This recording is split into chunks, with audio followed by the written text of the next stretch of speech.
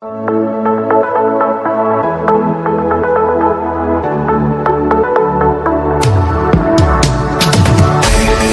morning.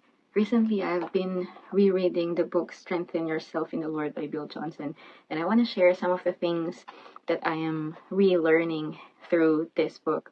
In 1 Thessalonians chapter 5, verses 16 to 18, it says, "They rejoice always, pray without ceasing, and everything give thanks, for this is the will of God in Christ Jesus for you." A lot of us are asking what the will of God is for our lives. It says in this book, first of all, the will of God is not really focused on whether we become a doctor or a teacher or whether we're supposed to have tuna or peanut butter for lunch. It is focused on what we do to position our heart in relationship to God at all times, in all circumstances. Secondly, rejoicing, praying, and thanksgiving are all acts of our will that, particularly in times of difficulty, weakness, and uncertainty, require faith. They are activities that draw our focus to heaven so we can agree with what is true, no matter what we feel or perceive with our physical senses and emotions. And since our agreement is what attracts the strength and reality of heaven into our lives and circumstances, it makes sense that these activities fulfill the will of God expressed in the Lord's Prayer on earth as it is in heaven. The transformation of the heart is the first step in bringing heaven to earth. Because rejoicing, prayer, and thanksgiving attract heaven, they are vital for strengthening ourselves in the Lord. They are a lifestyle. Okay? This passage in 1 Thessalonians 5, 16 to 18, they are supposed to be our lifestyle, as are all the tools that we use to minister to ourselves. Sometimes when we're facing difficulties, it's hard to rejoice always. It's hard to, pray without ceasing and especially give thanks in everything. Sometimes when we're so caught with what's going on in our lives or around us, it's so hard for us to give thanks even for the little things that we are seeing.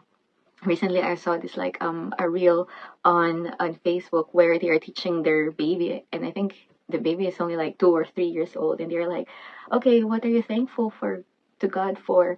And then the baby is just like, "God, thank you for cows, thank you for the beach, thank you." Like he's just thanking for everything that he's seeing around. But for us adults, sometimes it's hard for us to find the things that we are thankful for, especially when we don't see what we want to see in the season. But it says here, difficulty has a way of exposing the degree to which our lives and minds have been truly transformed by a heavenly perspective for certain responses to be habitual. The things we practice as a lifestyle equip us for difficulties. If we practice rejoicing, if we practice praying without ceasing, or if we just being thankful in everything, then our perspective will change. Whenever we face difficulties, everything will change. How we see things will change. If we will focus, I remember Bill said something like, we encounter the goodness of God when we focus on what He is doing and not what He is not doing.